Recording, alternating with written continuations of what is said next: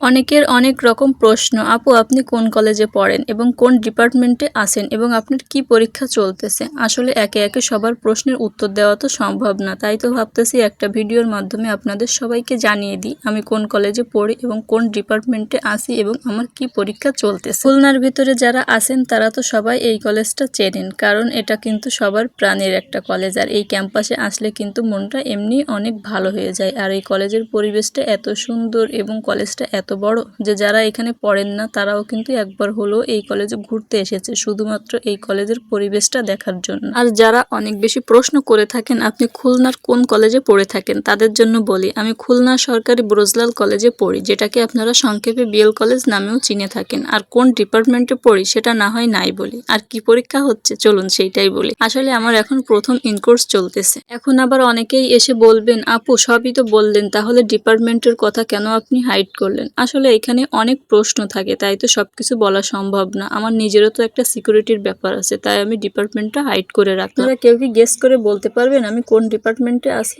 যদি আপনারা কেউ বলতে পারেন তাহলে অবশ্যই কমেন্টে জানিয়ে যাবেন যে আমি কোন ডিপার্টমেন্টে আছি। ম্যাক্সিমাম সব ডিপার্টমেন্টেরই কিন্তু ইনকোর্স পরীক্ষা চলতেছে। আর এই দিকে কিন্তু আমাদের কলেজে আবার বইমেলাও হচ্ছে বেশ কয়েকদিন ধরে। এই বইমেলাটা কিন্তু এখনো চলতেছে। আর এই বইমেলাটা মূলত শুরু হয়েছিল কিন্তু নববর্ষকে উপলক্ষ করে। পরীক্ষা শেষ করে বইমেলায় এসে কিছুক্ষণ বসছিলাম এবং দেখতেছিলাম কি কি বই উঠছে এইবার। আর সত্যি কথা বলতে এটা কিন্তু আমার পছন্দের একটা কলেজ এবং বলতে পারেন এটা আমার ছোটবেলা থেকেই একটা ড্রিম ছিল এই কলেজে পড়ার। যাই হোক, আল্লাহ আমার স্বপ্নটা পূরণ করছে। এখানে যে মানুষ শুধুমাত্র পড়ার জন্য আসে এমনটাও কিন্তু না, অনেক দূর দূরান্ত থেকেও মানুষ কিন্তু ঘোরার জন্য এইখানে এসে থাকে, কারণ আমাদের কলেজের পরিবেশটা এতটাই সুন্দর যে মানুষ একবার আসলে কিন্তু দ্বিতীয়বার আসতে সে বাধ্য হবে। তো আমাদের কলেজটা আপনাদের কাছে কেমন লাগলো সেটা অবশ্যই কমেন্ট করে জানাবেন। আর এই কলেজে কে কে এসেছেন সেটাও কিন্তু অবশ্যই কমেন্ট করে আমাকে জানাবেন।